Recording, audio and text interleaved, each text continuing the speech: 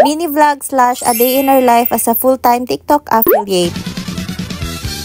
Pinaka-struggle ko talaga pag nagko-content ako is yung katamaran ko. Kasi bago ako mag-video, kailangan nag-ayos muna ako. Medyo matagal ako magganito. Kaya minsan ang nako-consume kong oras sa pag-aayos is mga 1 hour to 2 hours. Tapos mga 30 minutes to 1 hour pa, magtutunganga pa ako ulit. Kailangan kasi prepared yung utak ko, lalo na tagpa-power posting talaga ako. And hindi lang basta-bastang power posting yung ginagawa ko. Kailangan yung may kwentang content din talaga. Hindi bastang video-video lang. Kaya medyo matagal talaga yung preparation ko pag ako yung gumagawa ng content. Ayoko kasing mag-post ng basta product lang. Gusto ko talaga makabenta. Kaya talagang with effort lahat ng ginagawa namin everyday. And buti na lang yung asawa ko din very matyaga. As in habang nagme-makeup ako, yung mga ibang products pine-prepare na talaga niya. Para pag tapos na akong mag-ayos, tapos na akong tumunganga, ayan naka-ready na din lahat. Talaga namang teamwork din kami pag content day ko na kasi every other day namin tong ginagawa and pag content day talagang busy ako. Maski si Pat sobrang busy din kasi nga inaabot niya lang sa akin yung mga product na kailangan ko. Tapos minsan natataranta pa ako kasi nga may nawawala, ganon, ay nahahanapin niya tapos ibibigay na lang niya sa akin. Tapos syempre may mga paid collab din tayo. Pag may paid collab talagang yun yung priority. And yun talaga yung nire-review ko muna yung product and then talagang maayos yung delivery. Kasi nakakahiya naman na hindi makabenta sa product na yun. Bale pag content day, as in content lang talaga yung gagawin ko. Tapos yung mga vacant na araw is for editing naman. Kaya wala talagang pahinga. Then after namin magtrabaho, eto nga wala nang stock. Pati dilata wala na, pati yung sa freezer wala na, pati yung sa loob mismo ng ref wala. Kaya nag-corn beef lang kami muna ngayon. Umutang pa kami sa store. So since wala na nga kaming stock, lalabas kami ngayon after mag-work. Talagang full glam ako pag nagko-content lang sa bahay tapos paglalabas sunscreen lang. O diba baliktad. Wala lang. Feel ko lang kasi paglalabas mas comfy yung walang masyadong makeup. Bali mag-grocery nga kami ngayon dito sa CSI Manawag. Dito ko napili kasi walang masyadong tao pag weekdays. Kitang-kita nyo naman halos bakante lahat ng parking lot. Tapos dito sa loob ng grocery halos mas marami pa po yung staff kesa yung mga namimili. Kaya mas convenient talaga sa akin kasi hindi mahaba ang pila. Ayan, kahit tignan nyo po dito sa aisle na to, parang wala halos bumibili. Pero na-try na namin ng Sunday dito, medyo matao, kaya weekdays talaga dapat kayo nag-grocery kung ayaw nyo yung mahabang pila. Na-realize ko din, pagka-adult ka talaga, eto na yung mga nakaka-excite din, yung mga pag-grocery. Tapos pinakamaganda pa dun yung walang limit, diba? Kasi minsan pag nagdi-date kayo sa grocery, tapos naka-budget lang, parang hindi din masaya. Pero pag yung grocery nyo, walang limit, yun ang enjoy talagang gawin. Hindi ko naman masasabi na every time nag-grocery kami is walang limit. May mga times pa rin talaga na kinakapos kami, lalo't nagpapagawa kami ng bahay. Pero sa awa ng Diyos, kakatapos lang ng buhos, kaya medyo may budget ngayong araw. Ngayong araw nga lang ako ulit lumabas, tapos nakaramdam ako ng hilo. Kaya umupo muna ako saglit kasi iba yung feeling ko, parang malamig yung pawis ko na ewan. Or siguro hindi na lang talaga ako sanay sa labas kasi lagi akong nakakulong. Kung lalabas naman ako sa loob lang ng sasakyan, tapos mag-stroll, tapos uuwi na ulit. Or baka gutom lang to, hindi ko alam. Pero tignan nyo guys, ang convenient dito sa CSI Manawag kasi may upuan dun sa may pilahan sa cashier, tapos may upuan pa dito banda and pwedeng kumain, ganon, may mga merienda. Kaya after nyong mag-grocery, pwede nyong igilid saglit yung cart nyo and then kumain muna saglit. Diba? Very convenient. Kaya dito ko talaga gusto mag-grocery lagi. And after namin dito, syempre wala na tayong ibang pupuntahan kundi sa bahay. Pero may nadaanan kaming kwek-kwek at saka atay, so sakto, gutom na rin kami kaya kumain muna kami saglit. Tapos habang kumakain kami, naalala nga namin yung pusa namin, hindi pa pala kumain buong araw kaya dinaanan na namin ng cat food. O baka may magsabi dyan, bakit hindi namin pinakain buong araw, andun so, kami. So eto na nga, pagka-uwi namin, ayan yung pusa namin, sinasalubong na kami kaagad, tapos sinusundan ako kasi for sure gutom na to. Huwag kayong mag-alala kasi hindi namin to pinabayaan, lagi tong pinapakain on time. Minsan lagpas 3 times a day pa siyang kumain. Pero naubusan nga kami ng cat food, kaya eto, binigyan namin siya ng sardines with rice, tapos meron pa siyang corned beef with rice. Dalawang option na yan, pero ayaw niya parehas. O diba, napaka-arte. Nasanay na kasi siya sa cat food, kaya ayaw niya ng ganito na rice. Pati yung mga fish, ayaw niya na, gusto niya lang ganito, cat food lang talaga. O diba, tignan nyo, ang sarap ng kain niya nung cat food, pero yung hinaluan namin ng sardines, hinaluan namin ng corned beef na rice, ayaw masyado niya. Nang spoiled tong pusa namin na to. Anyway, eto na yung nag-grocery namin. Sipat na lahat yung nag-assemble neto kasi nga nahihilo pa rin ako. Ewan ko din, nabigla ata ako nung lumabas kami. Kasi pag nandito ako sa loob ng bahay, talagang kulong lang, tapos phone lang, tablet lang hawak ko, o kaya TV, kaya siguro radiation na rin talaga. Kaya sabi ni Pat, siya na daw mag-a-assemble nito. And eto na nga yung mga napamili namin. Eto din talaga yung mga bagay na matutuwa ka talaga, ma-appreciate mo pag adult ka na, yung may laman ang ref or kaya may stock ka. Maliit lang yung freezer namin kaya konti lang yung kinuha naming frozen foods kasi bibili pa kami bukas ng chicken at saka meat. Pero anyway, eto na nga yung before and eto na yung after. And then sa ref naman, eto yung before and eto yung after. O diba? Ang gandang tignan. Ito yung mga isa sa reason bakit nagsisipag talaga ako kasi gusto ko ganito lagi yung stock namin. Basically, yun lang naman po yung naging ganap namin sa buong araw. So that's it for today's video. Bye!